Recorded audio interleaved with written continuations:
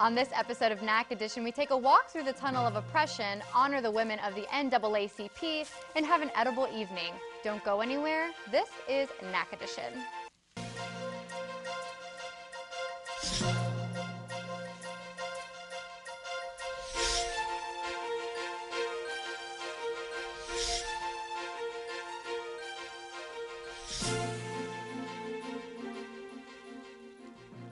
Hello and welcome to Nac Edition, where we have your latest on what's going on in the community, lumberjack sports, and weather. I'm Natalie Haddad.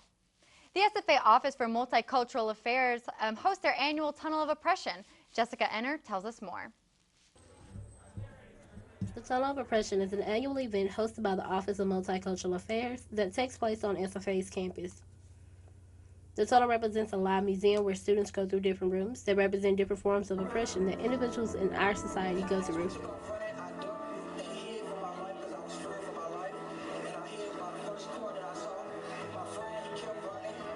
Last year, rooms highlighted stereotypes, body image, Flint water crisis, gun violence, and My Life Matter movements. My life matters.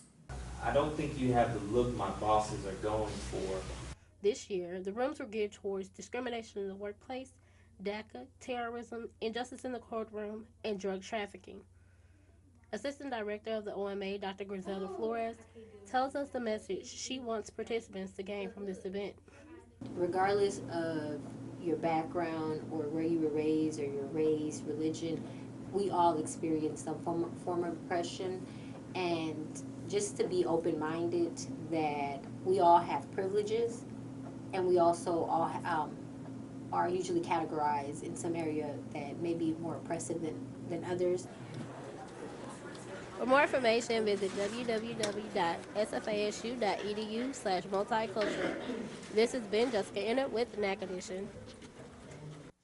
The SFA School of Art and the SFA Galleries are putting on an interesting exhibition to end the school year. Their new exhibition is entitled The Patriotic Art of World War I in France. The exhibition includes old photos and posters from the collection of SFA Regents Professor of History, Dr. Jerry Jackson. The major theme of lithographed posters that were created in World War I were issues concerning the war, from wounded warriors, recruiting soldiers, and battlegrounds to the role of children in and around the war, plus photos about societies during the French World War I era. There's also information cards around various pictures to give more detail about what the posters are saying, as well as background information on what was going on in France during the war. Although the captions are written in French, the pictures in the exhibit paint a vivid picture about wartime in France. A few even celebrated French victory and freedom. From post-battle posters to celebrations, the patriotic art of World War I in France is an eye-opener to another perspective of the war. The art exhibit will open to the public until December 30th in the Cole Arts Center at the Old Opera House in downtown Nacogdoches, which is located at 329 East Main Street downtown. For more information, you can call 936-468-1131. Success for women in school is being noticed. The NAACP is showing off a women's panel to display it.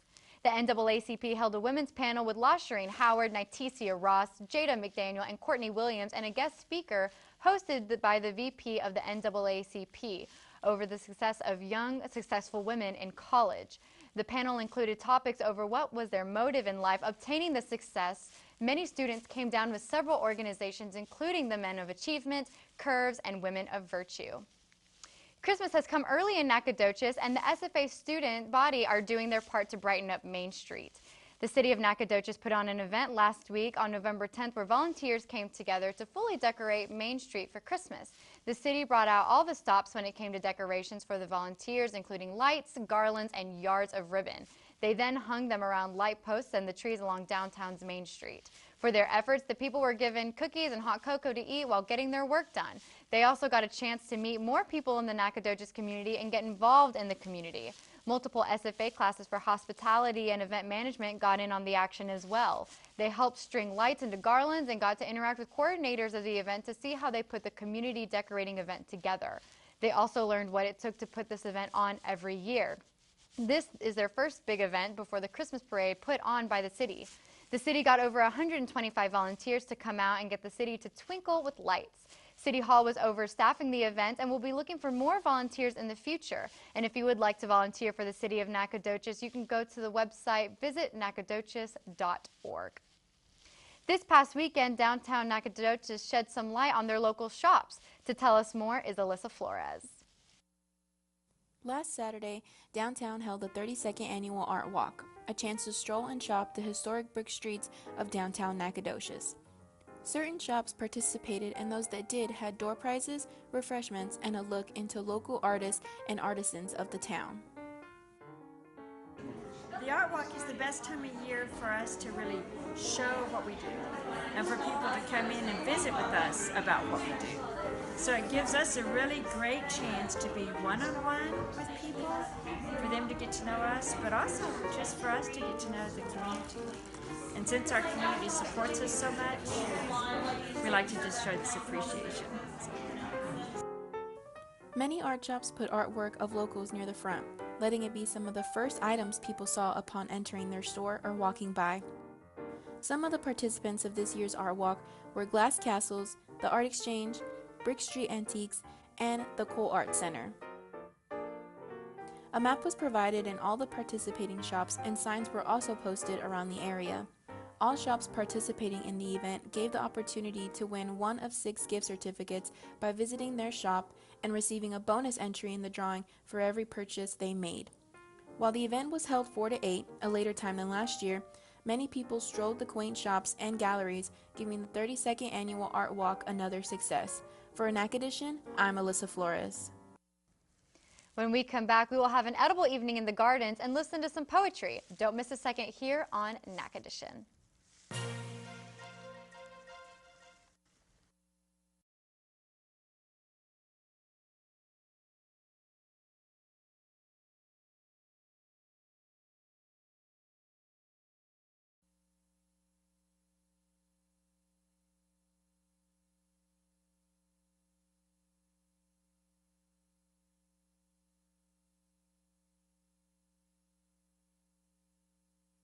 This past weekend, a new trail was dedicated to lifetime server of the Nacogdoches community. Dr. F.E. Abernathy, a graduate of SFA, was a proud active member of the Nacogdoches community. After retiring in 1997 as a member of the Texas Institute of Letters, Distinguished Regents, and Professor Emeritus, Dr. Abernathy became involved in forestry care. He cared a lot about nature and the trails and gardens here in Nacogdoches, so this past Saturday, the Abernathy family was presented a trail dedicated to Dr. Abernathy, presented by Mayor Brophy. Along Ab's trail, there was a giant replica of the lawn chair he used to sit in on while taking a break from clearing trails across Bonita Creek Trail, created by Jeffrey Brewer, an associate professor of art. The portion of Ab's trail includes a small bridge where people can cross over the small creek and is surrounded by a few of his favorite trees. There was also a tree planted by Don Stover of the SFA Gardens in Dr. Abernathy's memory. A few friends crossed over the bridge to celebrate Dr. Abernathy's life of community service and service to keep Nacogdoches beautiful. Ab's Trail was officially dedicated November 10th, 2017, making a total of 7 miles of trails, and is open to the public to enjoy. Farmers aren't the only ones in the Nacogdoches area who know a thing or two about crops. Students enrolled in SFA's fruit and vegetable production class hosted their second annual edible evening in the Sprout Garden. Students were able to share how to cultivate many favorite fall crops like carrots, lettuce, and peas. Visitors learned about small-scale techniques for cultivating crops and were able to see how produce is grown for the Sprout Garden market. Community members were invited to attend to learn how to grow and upkeep their own crops for the fall and winter seasons. The Nacogdoches Memorial Hospital and the Nacogdoches community came together once again for a cause much bigger than ribbons, medals, or even trophies. The Nacogdoches Memorial Hospital held its half marathon today. It ran right alongside the hospital and also the downtown Nacogdoches, as well as Stephen Boston University. The marathon started at 5 in the morning and lasted until 11. This is the 3rd annual half marathon race that the Nacogdoches Memorial Hospital has hosted. The hospital also partnered with Race Texas, an organization from College Station, to help put on the race. There was a 5K, 10K, and of course a half marathon that participants could choose to do. We encourage runners at any age to join us. We have kids ranging from 10 years of age to over 70. They were encouraged to register early online, but you could still sign up all the way until the day of. After they finished the race, each runner got a wooden medal, an American flag in honor of Veterans Day, and of course a trophy for first, second, and third place. All the proceeds from the race will go towards helping the Nacogdoches Memorial Hospital add specialty programs and more services to the patients and members of the community. This event is very important to our community. It offers a healthy way for our community to come together and exercise and bond. I'm Ebony Coleman for Nac Edition. Poetry is beautiful in all rhythms, but even more so in different languages. The Department of Languages, Cultures, and Communications hosted its third annual International Poetry Reading at the Cole Art Center at the Old Opera House this past Wednesday. Students, faculty, and staff members and community members were invited to hear poetry read in Chinese, French, Spanish, Portuguese, German, Vietnamese, Romanian, and Polish. The atmosphere made for an evening more authentic cultural experience for those who attended, and for more information on when you can attend their next event, call the SFA Department of Languages, Cultures, and Communication. This weekend, SFA held its 11th annual rock climbing competition. Jessica Enner tells us more. This weekend, SFA Recreational Center held its 11th annual rock climbing wall competition. Universities from all over the state of Texas came out to climb. Schools included Sam Houston State, University of Houston, Texas A&M, and many more. Special gear was provided through SFA for the climbers, including rock climbing shoes, safety wear, and ropes.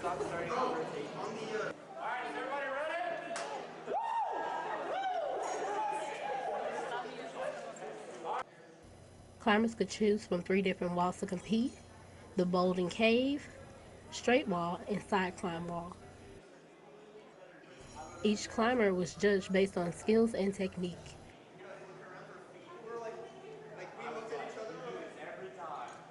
One climber tells us his favorite part about the competition. It's really cool to see like the community that gets built around like rock climbing, because like again, like everyone's competing, but like no one is like taking this like super competitive to where it like ruins the sport. Everyone's cheering everyone else on, and like even if you don't qualify or don't make a climb, like you still have like a great time. SFA rock climbing isn't only open to students, but also to anyone who loves the sport. Assistant Director of Outdoor Pursuits, Stephen Pikeman, encourages everyone to register. Come in and register. So if you are an SFA student, SFA alumni, community member, or someone from a completely different city, like other schools that come in, you can come in and register, and it's $25 early registration and $30 on the spot.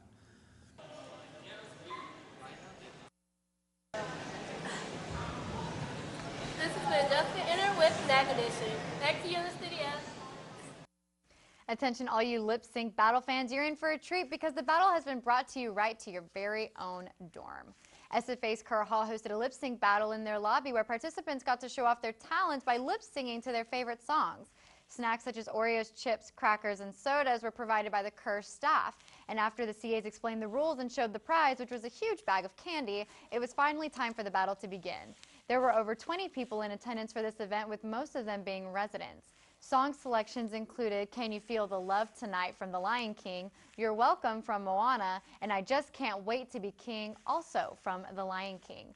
The audience acted as judges to choose the best lip singer, and the votes were unanimous, with deciding that the winner should be the contestant who sang I Just Can't Wait to Be King. The lip sync battle is one of the many events that the Kerr Hall staff puts on throughout the semester, and it seemed like a great way to relax, meet your neighbors, and add some fun to a normal Wednesday night. With it being National Diabetes Month, raising awareness for this troubling condition is at an all-time high. Yesterday was World Diabetes Day, the world's largest diabetes awareness campaign that reaches a global audience of over 1 billion people in more than 160 countries. The campaign draws attention to issues of paramount importance to the diabetes world and keeps diabetes firmly in the public and political spotlight. It aims to promote International Diabetes Federation advocacy efforts throughout the year and the importance of taking coordinated actions to confront diabetes as a critical global health issue. The campaign is represented by a blue circle logo signifying the unity of the diabetes community in response to the epidemic. While yesterday was Diabetes Day, all of November is American Diabetes Month, so it's never too late to show your support or get involved.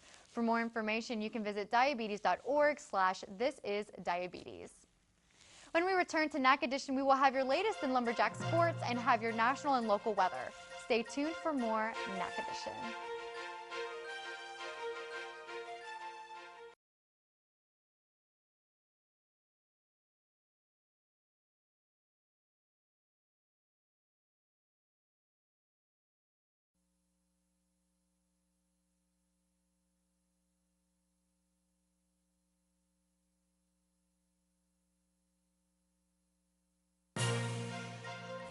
Welcome back to Nac Edition. I'm Trevor Bullard. We're going to take a look at our local weather and our national weather, but we're going to start out here with our national weather.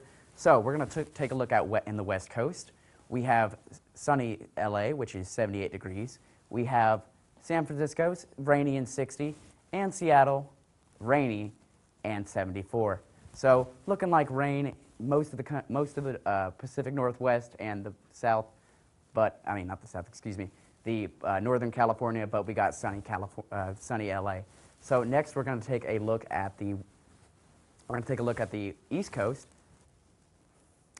I said the okay. I guess we're going to take the East Coast. In Chicago, right here, we have 60 degrees and cloudy. Down in Miami, we have in the 60s and rainy. And in New York, we are in the 60s, 66, and sunny. So seems to be cloudy in most of the country. But luckily, we have some sunshine in the two biggest cities in the country. Let's take a look at our local weather.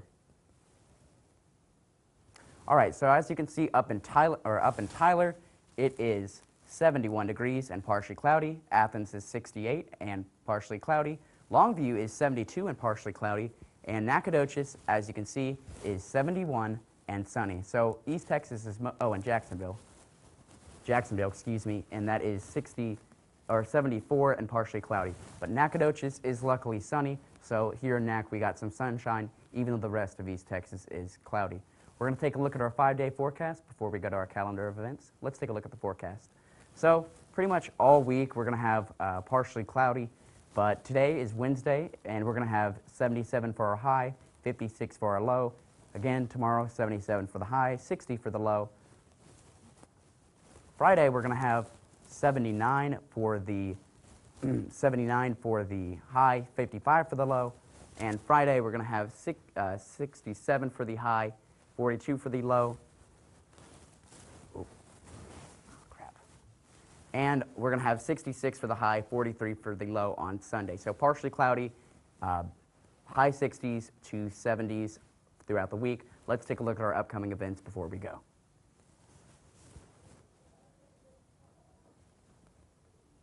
I guess the calendar of events is, oh, there we go. So tomorrow, which is Thursday, November 16th, and the 17th, we have the Moscow Ballet's Nutcracker. It's going to be in the Turner Auditorium.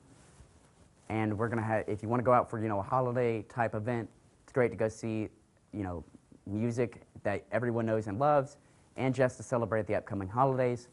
Next Thursday, which is November 23rd, we have Thanksgiving, so watch out for that. Go have fun with your friends and family and eat some great food. And on November 24th is Black Friday, so if you want to get out there and go get some deals, camp out. If you're like me, you stay in and you wait because you don't want to get trampled. But enjoy your holiday weekend or your holiday week or weekend that's coming up. That's all we have for weather and upcoming events. Don't go away. We have sports right after the break with Colton Hart.